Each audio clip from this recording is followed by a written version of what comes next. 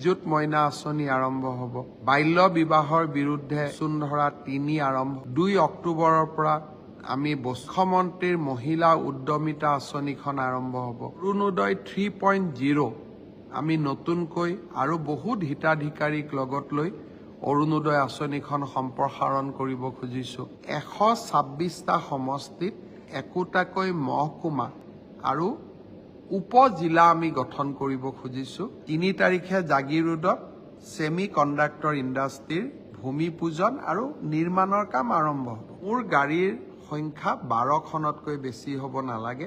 8খনলৈকে মই গাড়ীৰ কনভয়টো কমাই হোৱাৰ পিছত গুৱাহাটীত মই প্ৰথমতে হিচাপ নিকাচ কৰি মই এটা নিৰ্দেশ দিছিলোঁ যে মোৰ গাড়ীৰ সংখ্যা 12খনতকৈ বেছি হ'ব নালাগে। এজন SP থাকে মোৰ লগত, তেওঁৰ কাৰণে এজন গাড়ী লাগে। CRP থাকে, তেওঁৰ কাৰণে গাড়ী লাগে। সব হিচাপ নিকাচ কৰি মই ঠিক কৰিছিলোঁ যে মোৰ লগত 12খন গাড়ী থাকিব লাগে। এতিয়া লাহে লাহে তাৰো সংখ্যা কমাই মোৰ লগত 7খন 8খনলৈকে মই গাড়ীৰ কনভয়টো কমাই আনি আছোঁ। 2 অক্টোবৰৰ পৰা আমি বসুন্ধৰা ৩ আৰম্ভ কৰিম। বাল্য বিবাহৰ বিৰুদ্ধে এটা ডাঙৰ অভিযান আৰম্ভ হ'ব নৱেম্বৰ ডিচেম্বৰত। ইয়াৰ মাজত নিযুত মইনা আঁচনি আৰম্ভ হ'ব। ইয়াৰ মাজত মুখ্যমন্ত্ৰীৰ মহিলা উদ্যমিতা আঁচনিখন আৰম্ভ হ'ব। ইয়াৰ মাজত অৰুণোদয় 3.0 আমি নতুনকৈ আৰু বহুত হিতাধিকাৰীক লগত লৈ অৰুণোদয় আঁচনিখন সম্প্ৰসাৰণ কৰিব খুজিছোঁ। তাৰ বিষয়ে আমি আলোচনা কৰিলোঁ। অসমত আমি 126টা সমষ্টিত একোটাকৈ মহকুমা আৰু উপজিলা আমি গঠন কৰিব খুজিছোঁ আৰু প্ৰথম বেটছটো আমি 2 অক্টোবৰৰ পৰা আৰম্ভ কৰিম। অসমৰ প্ৰত্যেকটো বিধানসভা সমষ্টিত কেনেকৈ আমি মহকুমা অথবা উপজিলা অৰ্থাৎ মহকুমা / উপজিলা, মহকুমা বুলিও ক'ব পাৰোঁ, উপজিলা বুলিও ক'ব পাৰোঁ। আৰু এই মহকুমাসমূহত কি কি ক্ষমতা থাকিব তাৰ বিষয়েও আজি আমি জিলা উপায়ুক্ত সন্মিলনখনত দীঘলীয়াকৈ আলোচনা কৰিলোঁ। 50,000 নিযুক্তি হ'ব। মই যোৱাবাৰে কৈছিলোঁ যে এটা পৰীক্ষাত 12 লাখ 13 লাখ প্ৰাৰ্থীয়ে অৱতীৰ্ণ হ'ব। DC সকলে জিলা উপায়ুক্তসকলে পৰীক্ষাটো সুচাৰুৰূপে আয়োজন কৰিব লাগিব।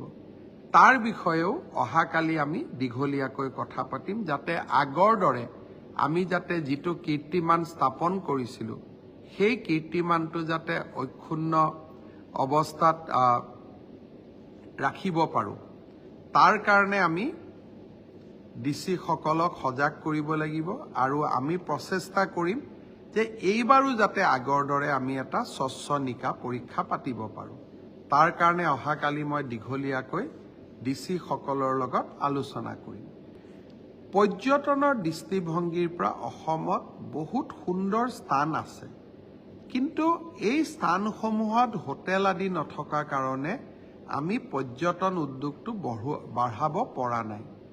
আমি এইবাৰ চিন্তা কৰিছোঁ যে অসমত আমি হোমষ্টে অৰ্থাৎ অসমৰ গুৰুত্বপূৰ্ণ স্থানসমূহত পৰ্যটকৰ সংখ্যা বৃদ্ধি কৰিবলৈ আমি হোমষ্টেৰ এটা ডাঙৰ আন্দোলন আৰম্ভ কৰিব খুজিছোঁ। সৰু সৰু স্থান, হোটেল সম্ভৱ নহয়, কাৰণ হোটেল এখন হ'বৰ কাৰণে ডাঙৰ বিল্ডিং বনাব লাগিব, ব্যৱসায় হ'ব লাগিব, কিন্তু হোমষ্টে এটাতো হ'ব পাৰে। 5টা 6টা 10টা হোমষ্টে হ'লেও বহুত পৰ্যটকক আমি আনিব পাৰিম। আমি তেওঁলোকক বাহিৰত আমি বিজ্ঞাপন দিম, জাগাখনৰ বিষয়ে জনাম বা ধৰ্মীয় অনুষ্ঠানটোৰ বিষয়ে জনাম। মানুহ আহিব আৰু আমাৰ হোমষ্টেটোতে থাকিব। সেই বিষয়েও ডাঙৰ এটা আঁচনি এই বছৰ আমি আৰম্ভ কৰিব খুজিছোঁ। বানপানীত বিধ্বস্ত হোৱা অসমৰ ৰাস্তা ঘাট, স্কুল কলেজসমূহ আমি নতুনকৈ কেনেকৈ সজাম তাৰ বিষয়েও অহাকালি আমি আলাপ আলোচনা কৰিম।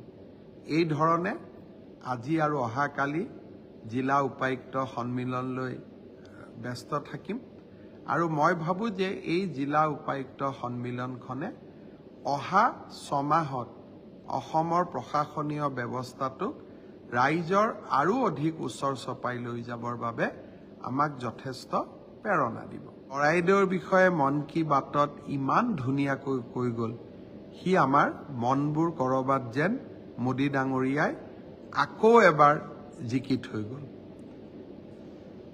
মৈদাম হ'ল, এতিয়া দুই এজনে আৰম্ভ কৰিছে, যে কাৰ ক্ৰেডিট হ'ব? ক্ৰেডিট কাকো নালাগে। কোনোবাই কৈছে আমাৰ দিনতে আৰম্ভ হৈছিল, কোনোবাই কৈছে আমাৰ দিনত শেষ হৈছিল। অসমৰ নাম আগবাঢ়িব লাগে। আমি আজি আছো, কালি আমি নোহোৱা হৈ যাম। মোৰ মাতৃভূমি অসমখন সদায় থাকিব। চৰাইদেউ মৈদাম হিমন্ত বিশ্ব শৰ্মাৰ কৃতিত্ব নহয়, চৰাইদেউ মৈদাম অসমবাসীৰ কৃতিত্ব, অসমৰ কৃতিত্ব। অসমত কিছুমান মানুহ আছে, কিবা এটা ভাল কাম হ'লে কৃতিত্ব কাক দিম তাক লৈ এটা নতুন বুৰঞ্জী আৰম্ভ কৰে। কামটো নোহোৱা দিনলৈকে তেওঁলোক মনে মনে থাকে। কামটো নোহোৱা দিনলৈকে তেওঁলোকে ক'বও নোখোজে যে এই কামটো হ'ব লাগে। কিন্তু কামটো হোৱাৰ পিছত ক্ৰেডিট কোনে পাব, তাৰ কাৰণে এটা তেওঁলোকে ডাঙৰ মহাভাৰত আৰম্ভ কৰে। আমাক ক্ৰেডিট নালাগে, অসম মাতৃ সুজলা সুফলা হ'ব লাগে। 3 তাৰিখে জাগিৰোডত ছেমি কণ্ডাক্টৰ ইণ্ডাষ্ট্ৰীৰ ভূমি পূজন আৰু নিৰ্মাণৰ কাম আৰম্ভ হ'ব। এটা ছেমি কণ্ডাক্টৰ ইণ্ডাষ্ট্ৰীয়ে অসমৰ অৰ্থনৈতিক ইতিহাস সম্পূৰ্ণ বদলাই দিব। 10 বছৰ পিছত মই নকওঁ এই ইণ্ডাষ্ট্ৰীটো মই আনিছিলোঁ, ক্ৰেডিট মোৰ নহয়। ক্ৰেডিট হ'ল যে অসমে আৰু অসমীয়া ৰাইজে এনেকুৱা এটা পৰিৱেশ সৃষ্টি কৰিলে যে অসমত ছেমি কণ্ডাক্টৰৰ দৰে ইণ্ডাষ্ট্ৰীও আহিব পৰা হ'ল। কৃতিত্ব কাৰ? অসমবাসীৰ কৃতিত্ব। আৰু অসমবাসীৰ মাজত ময়ো এজন। 3.5 কোটি অসমীয়াৰ কৃতিত্ব, তাৰ মাজত ময়ো এজন। 3.5 কোটি মানুহৰ যি কৃতিত্ব, তাৰ ভিতৰত এজন হিচাপে যিমান ভাগ মোৰ ওপৰত পৰে সিমানেই মোৰ ভাগ।